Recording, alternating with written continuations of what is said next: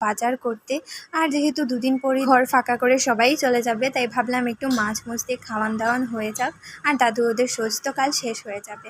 আমাদের মাছ কেনা শেষ হওয়ার পর সবজি বাজার করে নিয়েছি।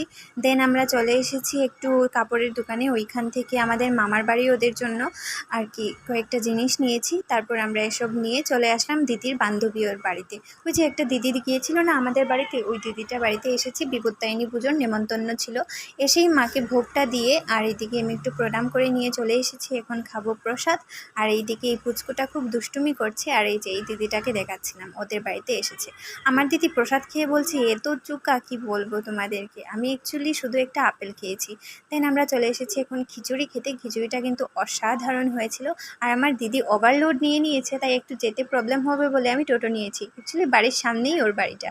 তো চলো আজকের মতো মিনি ব্লগটা এতটুকু। তোমাদের সঙ্গে দেখা হচ্ছে অন্য কোনো একটা মিনি ব্লগে। Tata, love you all, bye, take care.